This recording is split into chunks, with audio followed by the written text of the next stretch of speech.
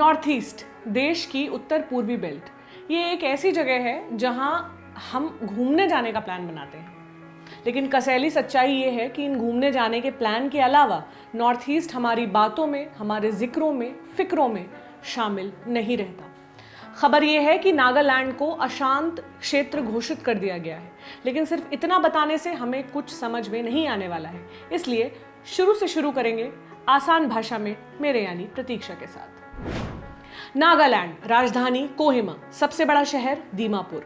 पिछले एक दशक से लगातार नागालैंड की आर्थिक विकास दर 10% के आसपास की रही है। To good. नागालैंड देश के सबसे छोटे राज्यों में से है।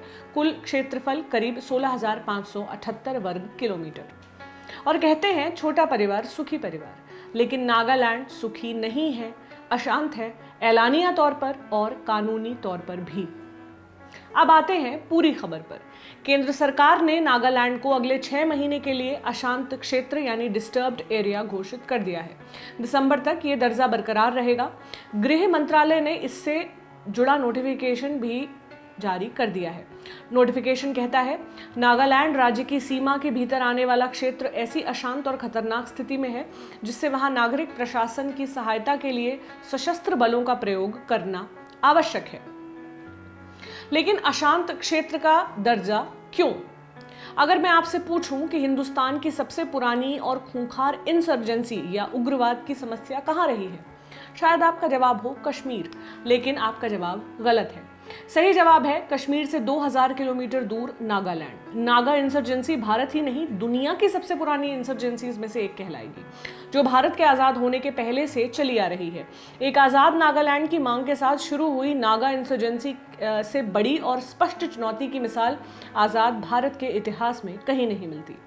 इसकी वजह से राज्य के हालात लगातार अशांत बने हैं। नागालैंड की दशकों से चली आ रही इंसर्जेंसी का अंत करने के लिए नागा शांति समझौते की पेशकश की है। इसके बारे में हम 2018 से सुनते आ रहे हैं, लेकिन अब तक शांति समझौता मुकम्मल नहीं हो पाया है। मोदी सरकार 2.0 में केंद्र और नागा सशस्त्र बलों के बीच बात आगे बढ़ी। अक्टूबर 2019 में प्रमुख अलगाववादी दल national socialist council of Nagaland Isak Muivah यानी NSCM-IM की दिल्ली में केंद्र के साथ बैठक भी हुई। केंद्र सरकार ने उनकी 3 में से 2 मांगों को मान लिया। पहली मांग, अरुणाचल, मणिपुर और असम की तरह नागा समुदाय की सामाजिक सांस्कृतिक मान्यताओं को संरक्षण देना। दूसरी मांग, समुदाय के राजनीतिक प्रतिनिधित्व को बढ़ावा देना। लेकिन बात तीसरी मांग पर अटक गई, नागालैंड के अलग झंडे और अलग संविधान की मांग। फिलहाल गतिरोधों का अंत करने की कोशिश जारी है। हालात को काबू में रखने के लिए राज्य को अशांत क्षेत्र घोषित कर दिया गया है। अब बात अशांत क्षेत्र की। ये क्या होता है, कौन और कैसे तय करता है कि ये अशांत क्षेत्र बनेगा? देश में किसी भी स्थान को अशांत क्षेत्र घोषित करने का अधिकार गृह मंत्रालय के पास होता है। सशस्त्र बल विशेष शक्तियां अधिनियम 1958 धारा 3 के तहत सशस्त्र बल विशेष शक्तियां अधिनियम यानी the armed forces special power act यानी आफ्स्पा। आफ्स्पा की धारा 3 केंद्र सरकार या राज्य के गवर्नर को यह शक्ति देती है कि अगर उन्हें किसी राज्य या राज्य के किसी स्थान विशेष के हालात इस हद तक चिंताजनक, असामान्य और खतरनाक लगते हैं कि उन्हें वहां आर्म्ड फोर्सेस के इस्तेमाल की नौबत लगे, तो वो उस क्षेत्र विशेष या पूरे राज्य को अशांत क्षेत्र का दर्जा दे सकते हैं। नागालैंड को इससे पहले 30 दिसंबर 2019 को भी 6 महीने के लिए अशांत क्षेत्र घोषित किया गया था। अब 30 जून को इसकी मियाद खत्म हुई, तो फिर इसे 6 महीने के लिए बढ़ा दिया गया है। अब नागालैंड का इतिहास, जिसने उसे डिस्टर्ब्ड एरिया बना दिया। अंग्रेज हिंदुस्तान आए तो पहले मैदान पर चले, फिर वो पूरब में पहाड़ों की तरफ बढ़े। 1826 में वो पहुंचे असम, लेकिन उनको चैन नहीं आया। वो संसाधनों को हथियाने के चक्कर में और आगे गए, जंगलों, पहाड़ों की तरफ, और इस तरह वो पहुंचे उस इलाके में जिसे नागा हिल्स कहा जाता है।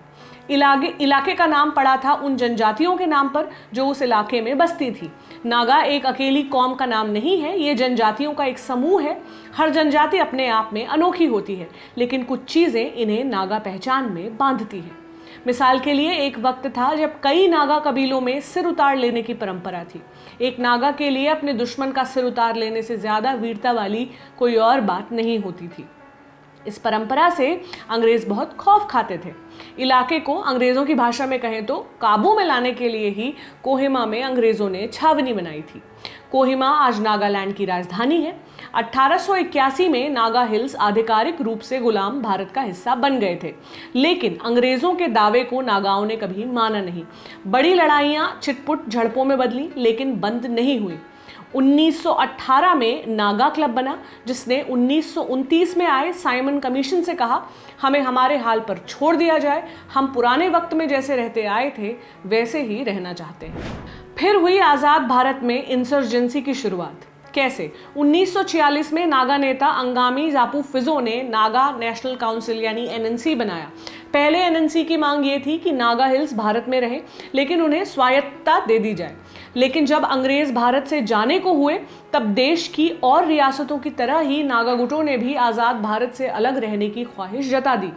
14 अगस्त 1957 को पाकिस्तान ने खुद को हिंदुस्तान से अलग मुल्क घोषित कर दिया। पाकिस्तान बनने के शोर में ये बात दब गई कि इसी दिन एनएनसी ने भी नागालैंड को एक आज़ाद मुल्क घोषित कर दिया था। पाकिस्तान को बतौर मुल्क मान्यता दी गई, नागालैंड को न मान्यता मिली न ज़्यादा ध्यान मिला। 29 जून 1947 को असम के गवर्नर और नागा नेता टी सखरी और अलीबा इम्ती के बीच एक समझौता हुआ। इस समझौते में 9 बिंदु थे। फिजो इस समझौते का हिस्सा नहीं बने और उन्होंने 9 के 9 बिंदुओं को शिफ्ट प्लस डिलीट कर दिया, माने खारिज। 1951 में नागा गुटों ने, जिनमें एनएनसी सबसे आगे था, नागालैंड में एक रेफरेंडम करवाया। राय ये कि हम हिंदुस्तान में से एक अलग आज़ाद मुल्क बने रहना चाहते हैं। भारत सरकार ने यानी नेहरू ने इस रेफरेंडम को मानने से इनकार कर दिया। आधिकारिक तौर पर नागा इलाके असम का हिस्सा थे। तो फिजो एक कदम और आगे बढ़े। 22 मार्च 1956 को उन्होंने नागा फेडरल गवर्नमेंट एनएफजी बनाई। ये नागाओं की अंडरग्राउंड सरकार थी। अंडरग्राउंड क्यों? क्योंकि ऊपर तो भारत सरकार थी और एक ग्राउंड पर एक ही सरकार चल सकती है। लेकिन भारत को एनएफजी से समस्या नहीं थी, समस्या थी नागा फेडरल आर्मी यानी एनएफए से, जो एनएफजी को रिपोर्ट करती थी। एनएफए का मकसद था नागालैंड को भारत से तोड़कर अलग मुल्क बनाना, वो भी बंदूक के दम पर। लेकिन बंदूकें तो भारत के पास भी थी, इसलिए एनएफए से निपटने का काम मिला भारत की फौज को। अप्रैल 1956 में फौज ने नागालैंड में कार्रवाई शुरू कर दी। एनएफए पर दबाव बना। फिजो को साल खत्म होने से पहले जान बचाकर पूर्वी पाकिस्तान में छिपना पड़ा। अब बात आती है आफ्सपा की। इसकी ज़रूरत क्यों पड़ी? जब फौज नागालैंड गई तो ये किसी ने नहीं सोचा कि नागा गुट कुछ महीनों या फिर 2 साल से ज़्यादा टिक पाएंगे। आखिर ये वही फौज थी जो कुछ साल पहले दूसरे महायुद्ध में दुनिया भर से लड़कर लौटी थी ब्रिटेन के लिए।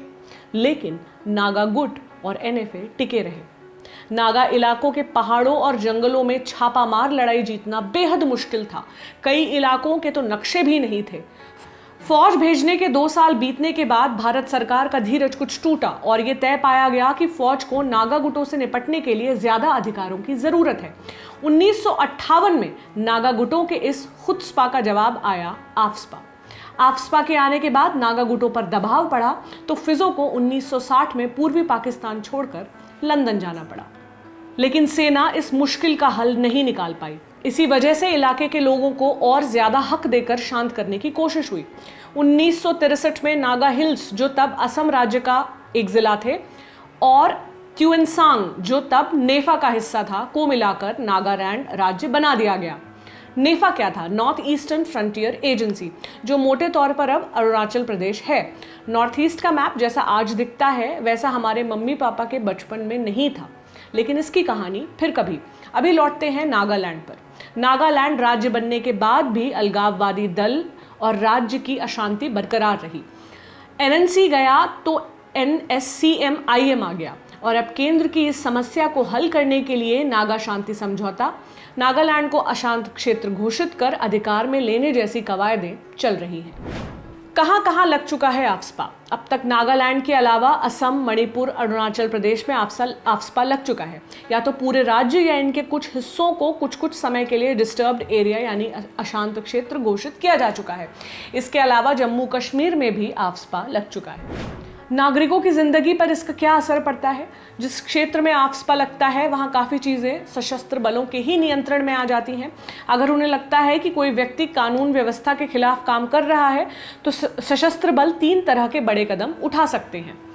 पहला, बिना वारंट के सर्च करना, दूसरा, बिना वारंट के अरेस्ट करना, और तीसरा, स्थिति बिगड़ने पर किसी से खतरा महसूस होने पर बल प्रयोग करना, गन फायर तक करना अलाउड है।